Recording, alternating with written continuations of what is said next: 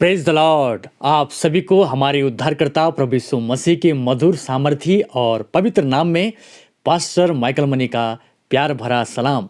मेरे प्रियो, हम परमेश्वर पिता का एक बार फिर धन्यवाद करते हैं कि उन्होंने गॉड इज़ ग्रेट चैनल के माध्यम से हमें एक बार फिर मिलने का अवसर प्रदान किया है। आपके सवाल और बाइबल से जवाब प्रोग्राम में मैं आपका हार्दिक अभिनंदन एवं स्वागत करता हूं। मेरे प्रियो, आज हमारा जो विषय है, आज जो सवाल हमारे पास आया है, वो सवाल जो अत्यधिक मात्रा में हमसे पूछा गया है, सवाल है हमारी प्रार्थनाओं का उत्तर क्यों नहीं मिल रहा। हमारी प्रार्थनाओं का उत्तर क्यों नहीं मिल रहा। आज हम इसी विषय पर बातचीत करेंगे परमेश्वर के अनुग्रह से, पवित्र आत्मा की सामर्थ्य से। आइए मेरे प्रियो, हम आज का ये कार्यक्रम शुरू करेंगे। मेरे प्रियो, इससे पहले कि हम आज के सवाल के उत्तर की तरफ जाएं, हम जाने कि आखिर प्रार्थना है क्या। मेरे प्रियो, बहुत से लोगों ने प्रार्थना को अलग अलग तरीके से परिभाषित किया है। मेरे प्रियो, प्रार्थना यीशु के साथ बातचीत करना है।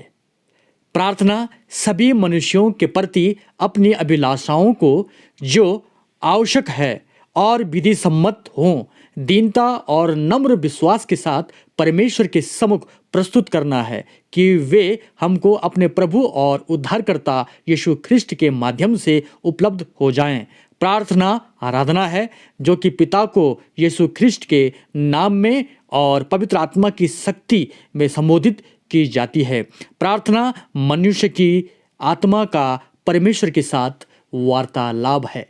हमने देखा मेरे प्रियो, अनेक तरीके से प्रार्थना को परिभाषित किया गया है, लेकिन जो हमें स्पष्ट लगता है, जो हमारे दिल को छूता है वह है प्रार्थना मनुष्य की आत्मा का परमेश्वर के साथ वार्तालाप है। प्रार्थना मेरे प्रियो, हम मनुष्यों की आत्मा का परमात्मा अर्थात हमारे परमेश्वर के साथ वार्तालाप है। अर्थात प्रार्थना के द्वारा हम परमेश्वर से, प्रभु यीशु मसीह के नाम से बातचीत करते हैं और हम प्रार्थना के माध्यम से अपने जितने भी हमारे निवेदन हैं उनको हम परमेश्वर से मांगते हैं और परमेश्वर उनको पूरी करता है। मेरे प्रियो, जैसे कि आज का सवाल है कि हमारी प्रार्थनाओं का उत्तर क्यों नहीं मिल रहा।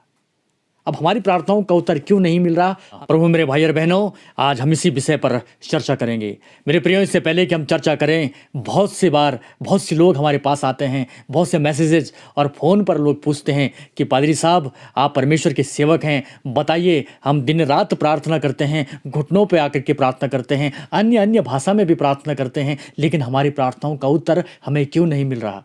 मेरे प्रियो, आज हमारी प्रार्थनाओं का उत्तर हमें क्यों नहीं मिल रहा, हम 4 तरीके से, 4 बिंदु के द्वारा इसको समझने का प्रयास करेंगे। 4 पॉइंट्स को लेकर के हम समझने का प्रयास करेंगे कि हमारी प्रार्थनाओं का उत्तर हमें क्यों नहीं मिल रहा है। प्रभु मेरे भाई और बहनों, पहला कारण है अविश्वास। यदि हम प्रार्थना करते हैं और उसके बाद विश्वास नहीं करते हैं तो हमारी प्रार्थनाओं का उत्तर हमें नहीं मिलता है। मेरे प्यारे भाई और बहनों, पहला कारण है अविश्वास। यदि हम वचन की ओर देखें तो याकूब की पत्री उसका पहला अध्याय और उसकी 6वें और 7वें वचन की ओर अगर हम अपना ध्यान केंद्रित करें तो परमेश्वर के वचन में लिखा है, पर विश्वास से मांगें और कुछ संदेह न करें, क्योंकि संदेह करने वाला समुद्र की लहर के समान है जो हवा से बहती और उछलती है। मेरे प्रियो, 7वीं आयत बताती है, ऐसा मनुष्य ये ना समझे कि मुझे प्रभु से कुछ मिलेगा। ऐसा मनुष्य ये ना समझे कि मुझे प्रभु से कुछ मिलेगा। विश्वास से मांगें और कतई भी संदेह ना करें।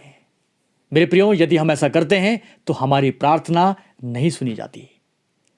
प्रभु मेरे भाई और बहनों, पहला कारण है अविश्वास।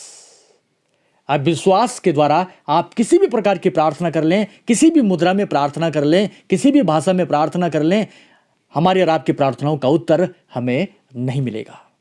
मेरे प्रियो, दूसरा जो बिंदु है, दूसरा जो पॉइंट है, वो है क्षमा न करने वाली आत्मा। मेरे प्रियो, परमेश्वर ने हमें क्षमा के विषय में बहुत कुछ बताया है।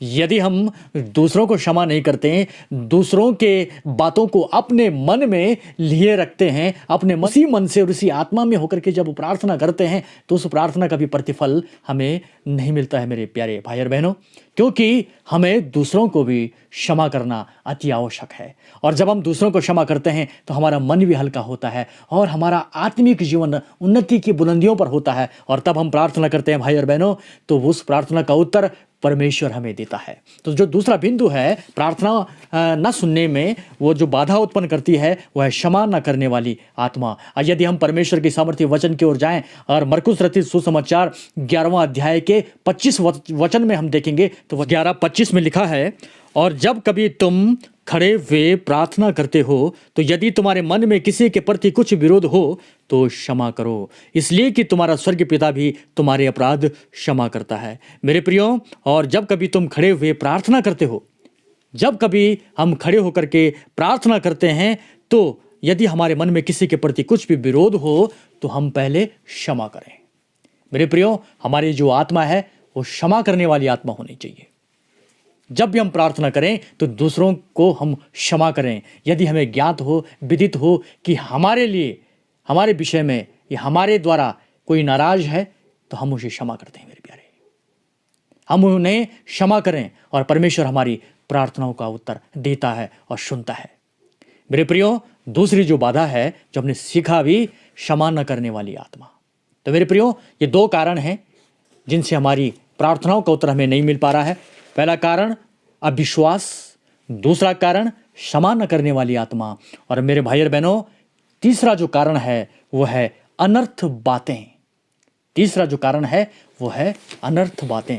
जब हम अपने मन में और अपने मस्तिष्क में अनर्थ बातों को सोचते हैं, अनर्थ बातों के विषय में अपने चित्त को और अपने मन को लगाएं, और उसी मन से जब हम प्रार्थना करते हैं तो हमारा प्रार्थनाओं का उत्तर हमें प्राप्त नहीं होता है। हमारी प्रार्थनाओं का उत्तर हमें स्पष्ट रूप से नहीं मिलता है। मेरे प्रियो, यदि हम परमेश्वर के वचन से देखेंगे, भजन संहिता 66 और उसकी 18 आयत को हम पढ़ेंगे, भजन 66 और वचन 18 को पढ़ेंगे, लिखा है, यदि मैं मन में अनर्थ की बात सोचता तो प्रभु मेरी न सुनता। यदि मैं मन में अनर्थ की बात सोचता तो प्रभु मेरी न सुनता। यदि मैं मन में अनर्थ की बात सोचता हूँ तो परमेश्वर मेरी प्रार्थना कभी नहीं सुनेगा। मेरे प्रियो, यदि हम मन में अनर्थ बातों को रखते हैं तो परमेश्वर हमारी प्रार्थनाओं को नहीं सुनता है।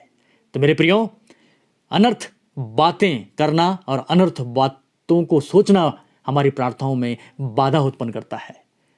पर वो मेरे प्यारे भाई और बहनों, परमेश्वर का वचन आज हमें इस बात के लिए प्रेरित करता है, इस बात के लिए उत्साहित करता है मेरे प्यारे भाई और बहनों, कि हम अपने जीवनों से उन बाधाओं को हटाएं जो हमारी प्रार्थनाओं में अड़चन डालती हैं, हमारी प्रार्थनाओं में जो रुकावट डालती हैं। ये मेरे प्यारे भाई और बहनों, और आज हम प्रभु के वचन से इन बातों को सीख रहे हैं। चौथा जो बिंदु है वह है अनुचित रीति से मांगना। प्रार्थना परमेश्वर हमारी क्यों नहीं सुनता, उसका जो चौथा बिंदु आज हम जो सीख रहे हैं वह है अनुचित रीति से मांगना। हम जब परमेश्वर के सम्मुख जाएं और परमेश्वर पिता से, प्रभु यीशु मसीह के नाम से प्रार्थना करें, प्रार्थना मांगें, तो हम अनुचित रीति से ना मांगें।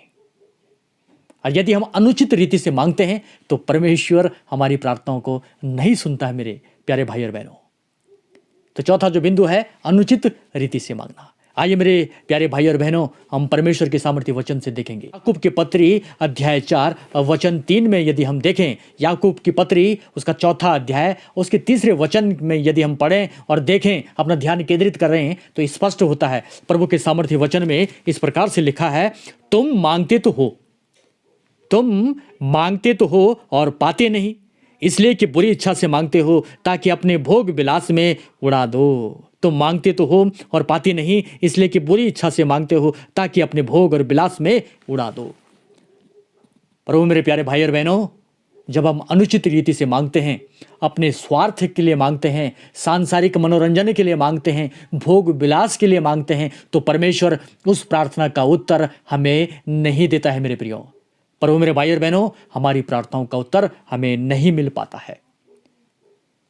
3-4 कारणों से हमने सीखा कि क्यों परमेश्वर हमारी प्रार्थनाओं को नहीं सुनता, क्यों हमारी प्रार्थनाओं का उत्तर हमको नहीं मिल पा रहा है मेरे भाई और बहनों। तो आज के सवाल का जो जवाब था कि हमारी प्रार्थनाओं का उत्तर हमें क्यों नहीं मिल पा रहा है, तो इन 4 कारणों से हमारी प्रार्थनाओं का उत्तर हमें नहीं मिल पा रहा है मेरे भाई और बहनों। हमें इन 4 कारणों पर कार्य करने की आवश्यकता है। हमें इन 4 बिंदुओं पर मंथन करने की आवश्यकता है। ये 4 बिंदु अविश्वास को दूर करने का हमें प्रयास करना है। हमें क्षमा ना करने वाली आत्मा, ये आत्मा को हमें इस प्रकार का बनाना है कि हम क्षमा करें। हम अनर्थ की बातें अपने मन और मस्तिष्क में ना सोचें, और हम जब मांगें तो अनुचित रीति से ना मांगें। जब भी मांगें तो परमेश्वर की इच्छा के अनुकूल हम मांगें।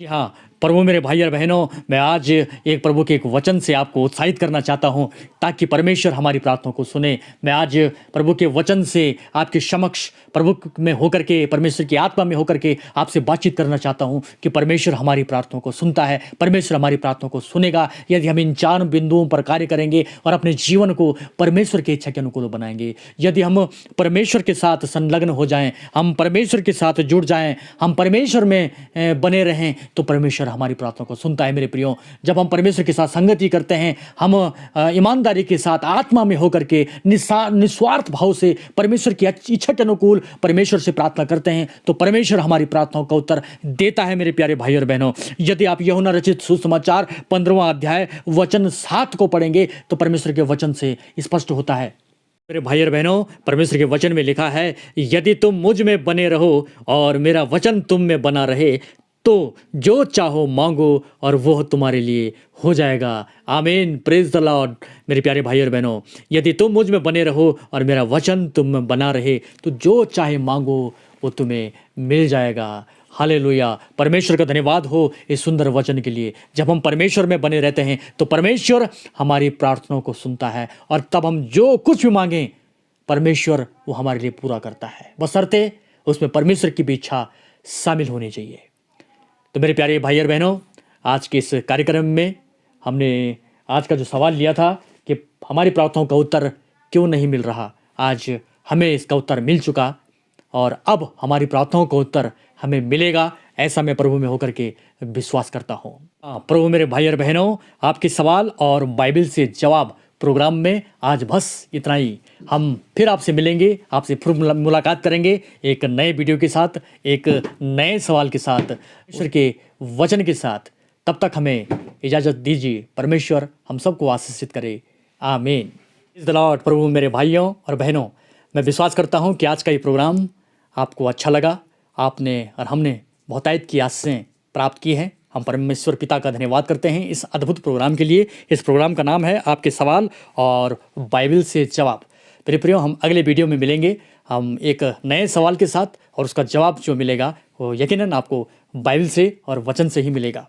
आप भी हमारे साथ हमारे इस प्रोग्राम में शरीक हो सकते हैं, हमारी मिनिस्ट्री में शरीक हो सकते हैं। वो आपको सिर्फ इतना करना है कि इस वीडियो को अधिक से अधिक आपने शेयर करना है, लाइक करना है, कमेंट्स करना है और हमारे चैनल को सब्सक्राइब करना है, ताकि अधिक से अधिक लोगों तक प्रभु में ये प्रोग्राम पहुंच सके और बहुत से लोग आशीषित हो सकें। साथ ही साथ अनाउंसमेंट है, यदि आप कोई प्रार्थना करवाना चाहते हैं, आपकी कोई प्रार्थना निवेदनें हैं, तो सबसे पहले मैं निवेदन करूंगा कि आप स्वयं परमेश्वर पिता से प्रभु यीशु मसीह के नाम से प्रार्थना करें, और उसके बाद अगर आप चाहते हैं कि हम आपके लिए प्रार्थना करें तो हम आपके लिए अवश्य प्रार्थना करेंगे। हम छुटकारे के लिए, तमाम बंधनों के लिए, बीमारियों के लिए, कोई भी समस्या है, आप हम तक अपने प्रार्थना निवेदन भेजें और हम आपके लिए प्रार्थना करेंगे। मेरे प्रियो, आप व्हाट्सएप में हमसे मिल सकते हैं, मैसेज के द्वारा बातचीत कर सकते हैं। व्हाट्सएप नंबर है 9917339477। और साथ ही साथ यदि आप कॉल से बातचीत करना चाहते हैं, हमसे फ़ोन करना चाहते हैं, फ़ोन के माध्यम से अपनी प्रार्थना निवेदन भेजना चाहते हैं, तो जो फ़ोन नंबर है जिसमें आप बातचीत करेंगे वो नंबर है 9149169202। इन नंबरों पर आप हमसे संपर्क कर सकते हैं। हम आपके लिए प्रार्थना करेंगे। परमेश्वर आप सबको आशीषित करे। आमीन।